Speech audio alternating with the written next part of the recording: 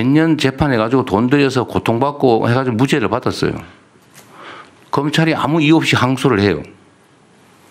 그래서 또 막 한참 동안 돈 들여가지고 고생을 해요. 또 무죄를 받았어요. 또 상고해. 그래가지고 대법원까지 걸려가지고 돈을 엄청나게 들고 나중에 보니까 무죄는 났는데 집안이 망했어요. 이거 윤석열 대통령이 한 말 아닙니까? 네, 맞습니다. 근데 그거 지금도 그러고 있죠. 그래서 제가 이 얘기를 하나 드려볼게요. 1심에서 판사 셋이서 재판을 해서 이거 무죄네, 무죄 선고를 했어요. 무조건 항소를 해요. 그럼 고등법원 항소심에서 판사들 생각이 이거 유죄네? 그러니까 유죄로 바꿨어요.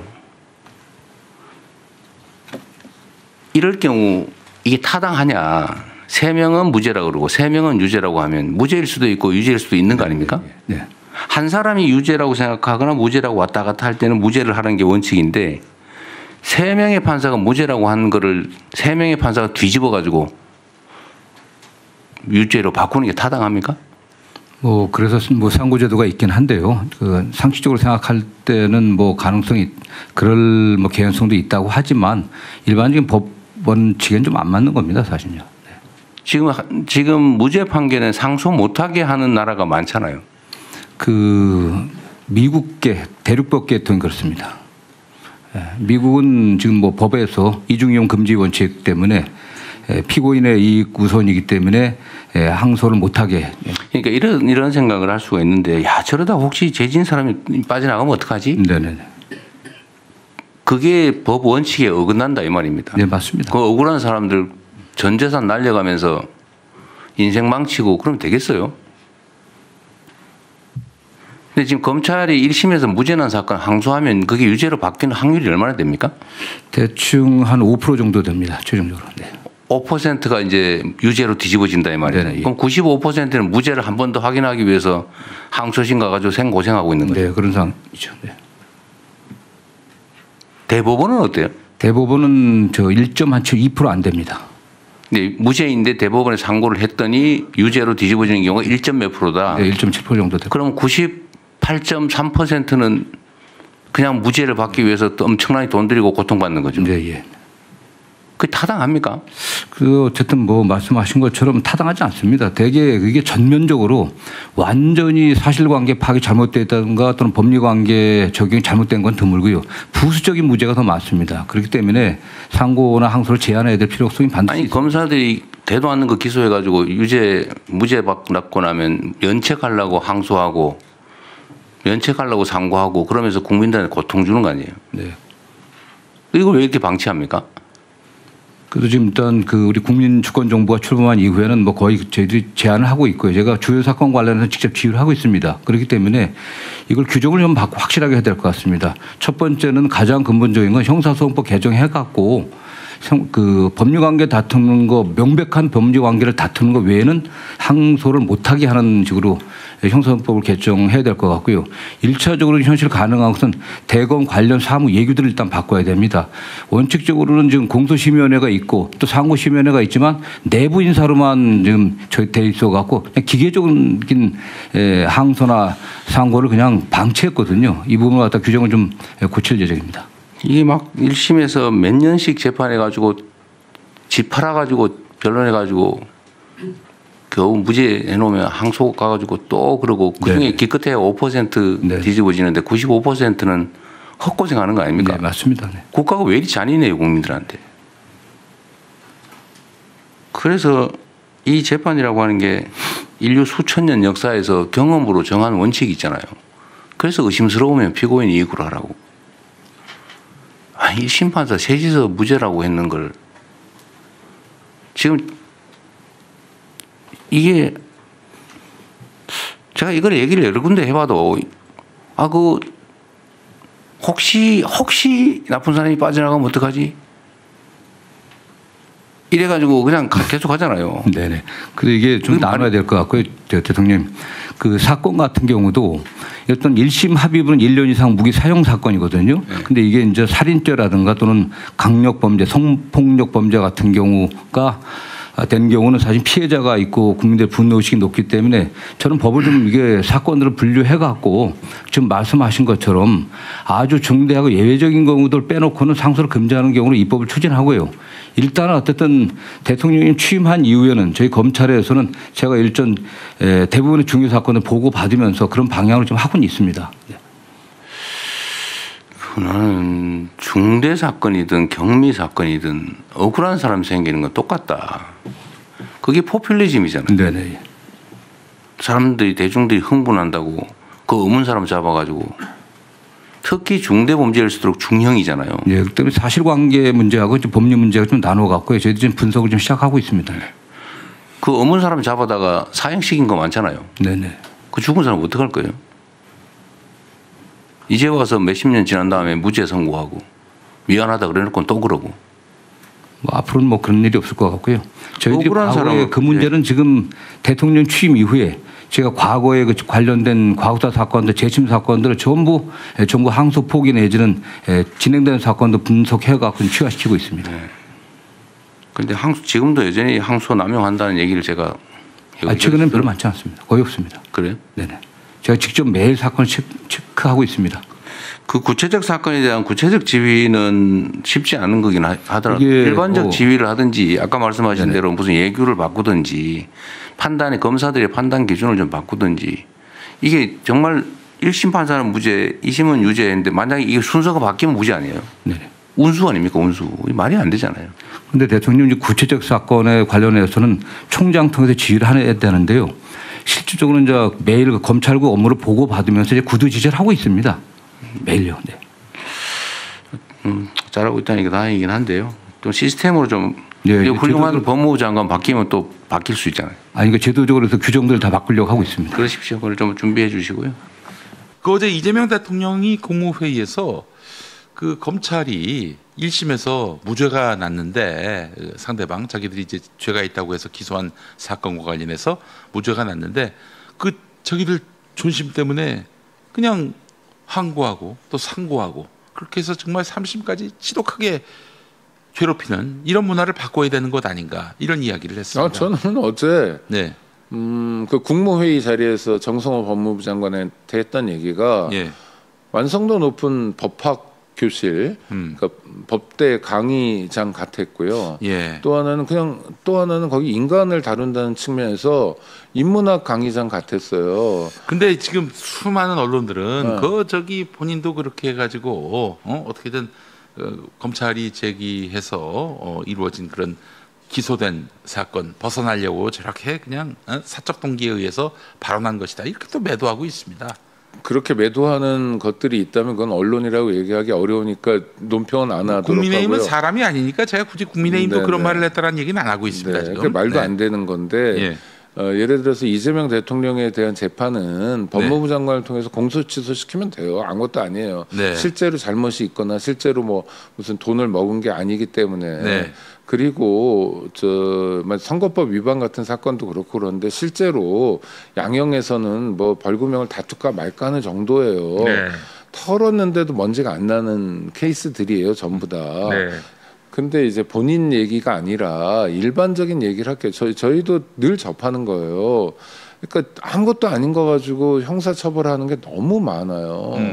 그러니까 어제도 이제 법무부를 통해서 그런 걸 스터디를 시켜가지고 몇 가지가 나왔는데 이런 겁니다. 그러니까 구체적인 사례들이 이런 거예요. 누가 미장원을 해요. 근데 상호를 바꿨어요. 뭐 자기 이름 딴 미장원을 했는데 장사가 안 돼서 에이스 미장원으로 바꿨단 말이에요. 에이스 미장원. 네, 근데 룸사롱 이름 같네요. 아 그렇습니까? 룸사롱 그레이스 아닙니까? 죄송합니다. 네네. 아니 에이스는 또 이제 룸에서도 잘 쓰는 용어라고 하더라고요. 이제 김건희 때문에 알았습니다. 예. 네. 하여튼 그런데 그거를 구청에 이제 상호 바뀌었다는 걸 신고하지 않아요. 깜빡할 수 있죠. 그러면 그걸 형사처벌하는 겁니다. 징역 6개월 이하의 처벌을 할 수 있어요. 실제로 벌금형도 나오고 그다음에 벌금형 뭐 2번쯤 받으면 구속도 되고 막 이러는데 이건 너무 심하게 괴롭히는 거잖아요. 국민을. 아니 장사라도 잘 되면 모르겠지만 먹고 살기도 힘들어 죽겠는데 자영업자들을 너무 심하게 괴롭히는 거거든요. 왜 그랬냐면 관료들이 이걸 행정벌 과태료 과태료로 하면 충분한데 과태료 50만 원만 해도 충분해요. 그래도 질서를 잡아갈 수 있어요. 네. 자영업자 입장에서 50만 원 뱉어내는 것도 싫으니까.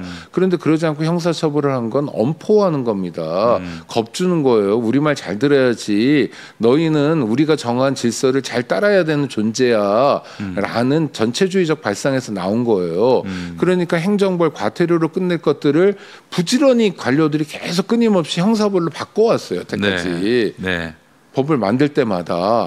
그러니까 형사처벌이 너무 많은 거예요. 아하. 대한민국은 전 세계에서 가장 범죄가 적게 일어나는 나라예요. 아, 그렇습니까? 그럼요. 모든 범죄가 적어요. 막 미국의 형사법 학자들 왔을 때 이렇게 데이터 보여주면 깜짝깜짝 놀라요. 한국의 악당들은 다 뭐하고 사냐는 거예요. 그래서 제가 고스톱 친다고 그랬어요.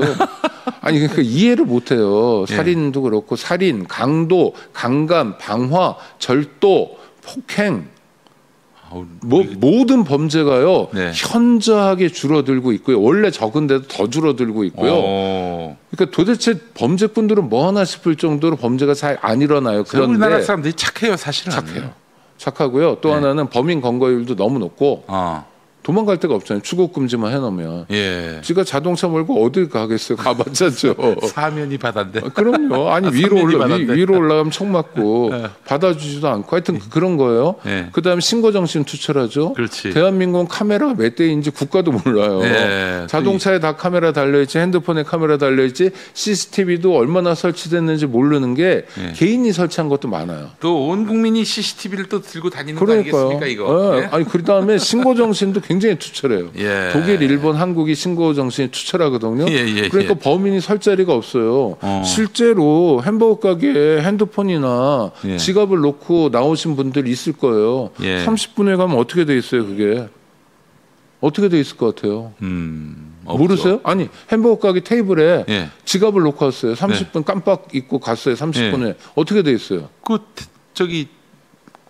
그 매대에서 갖고 있지 않을까요? 그렇죠. 카운터에서 보관하고 있어요. 테이블에 그대로 있지는 않죠. 영업을 해야 되니까. 그러니까 누가 안 가져가요. 네, 맞습니다. 너 왜 안 가져가니? 뭐하러 가져가? 왜냐하면 소득 수준도 높고 굶주리면 그거라도 가져갈 사람이 생기겠지만 물론 절대 빈곤이 많습니다만 그래도 전체적으로 소득 수준이 올라왔고 우리가 그다음에 감시의 눈이 너무 많으니까 안 가져가요. 그거.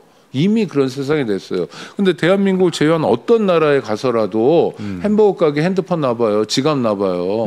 5분 후에 가봐요. 있어요 그게요? 아무도 없어요. 아무것도 없어요. 그 한국은 그런 나라인데 너무 웃기게도 매년 200만 건의 형사사건이 있는 나라예요.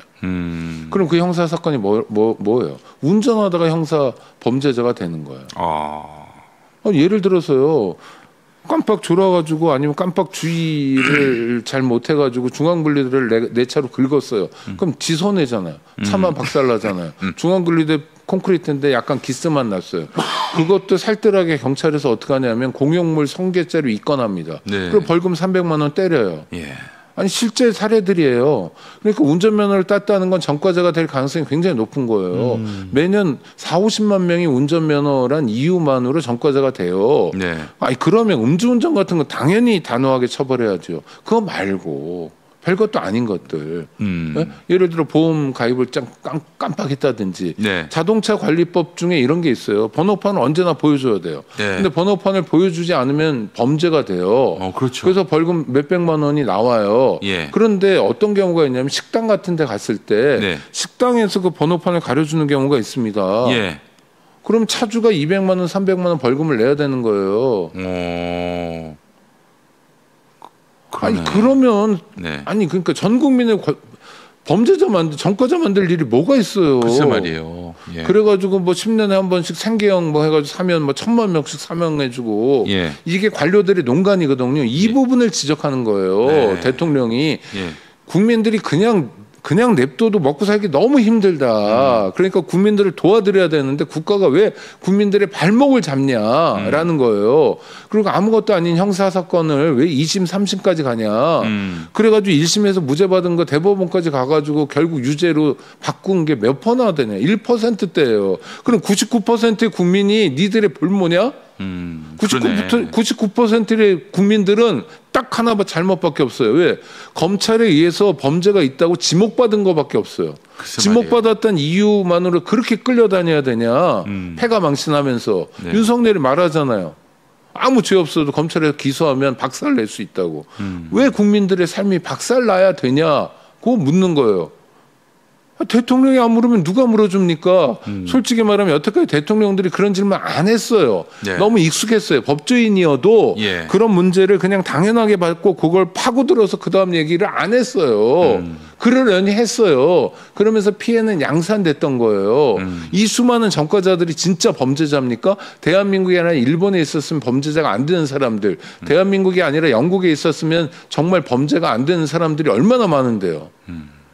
화내야 돼요, 이거는요. 맞습니다. 예. 그러니까 똑바로 하라고 얘기하는 거예요. 잘해보자고 얘기하는 거예요. 예. 국민을 괴롭히지 말자고 얘기하는 거예요. 네. 국민을 괴롭히지 말자고 얘기하는 대통령이 왜 비난의 대상이 돼야 됩니까?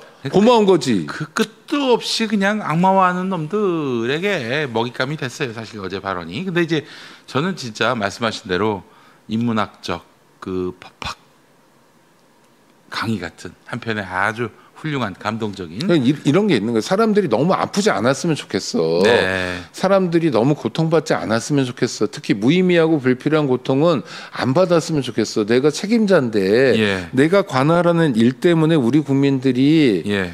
억울한 피해 안 당했으면 좋겠어라는 마음이에요. 그거는 사람에 대한 사랑입니다. 저는 공직자들이 그래요. 저도 그렇게 봅니다. 기본의 예. 그런 사랑이 있잖아요. 그런 네. 떨림을 가지고 시작해야 된다고 봐요. 근데 인간들은 이제 그런 권한이 많으면 많을수록 자기들의 권력이 커지니까 그래서 이걸 포기하지 않는 거예요. 사랑이 커서 더 큰 권한을 맡아야 되는 게 맞죠, 사실은. 네. 아니, 사랑이란 말을 이상하게 여기지 말고 국민에게 다가가려는 마음이 사랑이잖아요. 그렇습니다. 국민을 잘 모시고 싶은 마음이 사랑이잖아요. 네. 김대중 대통령 IMF 직후에 정말 나라 결단 났을 때 정부를 이양 받아가지고 네. 우리 국민들의 고통을 생각하면서 운 적도 많아요. 그 노인네가. 네. 왜냐하면 사랑하는 마음이 나오는 거예요. 그렇게. 예. 그런 사람들만 공직에 있어야 돼요. 예. 그냥 지 혼자 잘났다고 뭐 옛날에 학력고사 뭐 수능 점수 조금 높았다고 그거 가지고 평생 헤쳐먹으려고 하는. 와서 얻은 권력이 그게 정당성이 있습니까? 아, 그러니까요. 사랑이라고는 자기 자신에 대한 사랑하고 엄마에 대한 사랑밖에 없는 것들이 온통 공직에 차지하고 있잖아요. 공직을. 시험 봐서 얻은 권력자들 말이죠.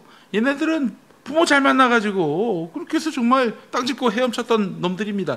그런 놈들이 그냥 뭐 국민에 대한 기본적인 책임감이라든지 공직자로서의 어떤 윤리 같은 것들 다 쌈 싸먹고 내가 잘나가지고 이 자리까지 왔지. 그럼요. 그런 사람들은 나눔도 없어요. 네. 뭐 기부하고 이런 것도 전혀 안 해요. 네. 너희들은 그냥 태어날 때부터 불가촉 천민이니까 우리 같은 사람들의 지도 편달을 받아야 돼. 받아라. 편달, 채찍. 이런 거죠, 한마디로. 그러니까 이런 자들이 권력을 갖고 있으면 그 권력은 흉기가 되는 겁니다. 기본적으로. 그럼요. 흉기는 사람을 괴롭히고 해치고 심지어 죽이기까지 합니다. 심지어 이렇게 이 부모 잘 만나가지고 시험 잘 봐서 얻은 권력자들 중에 이 변태들이 많습니다. 여러 가지 형태의 룸에 변태죠. 가서 이렇게 네. 지랄 연병을 떠는 이 변태들이 많은데 아니 뭐 그 재판을 하면서도 그 수사를 하면서도 이 상대방 내가 얕잡아봐도 된다는 대상에 대해서 막 가혹하게 대하면 대할수록 희열을 느끼는 이런 씨발 새끼들이 있어요, 진짜. 그런 말씀을 하지 마시고. 죄송합니다. 아니 어제 제주지원 판사들의 그 변태적 행태가 공개됐잖아요. 야, 정말 참. 네? 대낮에 술 처먹고 노래방 가서 노래하겠다는 주인한테 쫓겨나고 그러니까 막 갑질하고 횡패 부리고 갑질까지 했어요. 그것도 창피한 줄 모르고. 근무 시간에 네? 그러나 사건 굉장히 숨겨놨다가 네. 이제서야 1년 3개월 만에 드러난 거잖아요. 그러면 왕노릇한 거잖아요. 제주 가서. 제주에서만 그랬어요. 판사들 많은 서울에서는, 서초동에서는, 룸사롱에서는 또는 어디서는. 그러니까 이게 잘못된 권력 구조예요. 우리는 민주국가예요. 대통령을 2번이나 탄핵했어요. 그러나 인정할 건 인정해야 됩니다. 부족한 면이 있어요. 예. 사법개혁 못했고요. 예. 그다음에 고위공무원을 양성하고 배치하는 방식에서 진짜배기 민주주의를 실현하지 못하고 있어요. 맞습니다. 옛날에 일제강점기에서 크게 벗어나지 않고 있어요. 예. 어떻게 해야 됩니까? 진짜배기 개혁을 해야죠. 그래서 앞으로 5년은 안 남았고 몇 년 남았죠? 4년 몇 개월인데 하여튼 시간이 자꾸 가고 있는데 그래서 아쉽긴 하지만 6월로부터 지금 6, 7, 8, 8, 9, 10월이에요. 10월 지금. 4개월이 후딱 지났어요. 씨. 저 장관들 완성체 만드는데 100일 넘게 걸렸고. 아이고, 글쎄 말입니다. 볼펜 한자로도 인수인계 못 받아가지고 지금 겨우 4개월 지났는데. 태어가던 나라를 이제 말하자면 인계받았습니다. 그러니까 지금부터 정말 정신 바짝 차리고 일해야 되고요. 네. 특히 관료들을 지휘하는 장관들이 잘해야 됩니다. 어제 국무회의에서 또 중요한 얘기했어요. 지금 무슨 행안부니 법무부니 뭐 환경부 이름 바꿔서 이제 기후죠. 이런 데만 중요한 게 아니라 외청들 검찰 계속 똑바로 아니 그게 아니더라도요. 지금 그 데이터 다 날리고 이런 거 있잖아요. 네. 불나고 국가 마비 상태. 예. 아니 그러면 만약 주적이 있다면 거기만 폭격하면 되겠네요. 드론 보내가지고 하면은 대한민국 마비 아주 간단하잖아요. 의료 시스템도 마비시키고 뭐 아주 간단하죠. 우리나라는 그 IT 강국이니까 거꾸로 하면 IT 부분만 멱살 잡으면 꼼짝도 못하게 될 거 아닙니까? 네. 이거 정말 말도 안 되는 짓거리거든요. 그런데 이것도 다 장관들이 챙기란 말이에요. 정말 중요한 미션들을 받은 거예요. 원래 그랬어야 돼요. 그런데 지금 본부에서 보는 그 자기 주요 간부들 뭐 보고받는 거 뭐 정도에서 그냥 멈춰 있는 거예요. 그러지 말고 진짜 역동적으로 일하라. 그 말을 안 했지만 내가 하는 것처럼 해라 좀. 밤잠 좀 덜 자고 그러자. 네. 내가 시계 2개씩 줬잖아 이번에 추석이라고. 네. 시계 켜놓고 예. 알람 맞춰놓고 좀 열심히 일해보자. 네. 국민을 위해서. 그럼 예. 어떻게 됩니까? 바뀝니다. 그러면 사람 목숨도 구해요. 총리에게 자살 대책 어떻게 됐냐고 또 묻잖아요. 그럼 어떻게 돼요? 자살자가 줄어들게 됩니다. 네. 지금은 늘어나고 있지만. 글쎄 말입니다. 아유, 참 스스로 목숨을 끊는 분들이 너무 많아져서 이걸 좀 빨리 제동을 걸었으면 좋겠는데 예, 시간이 걸릴 것 같기도 하고 예.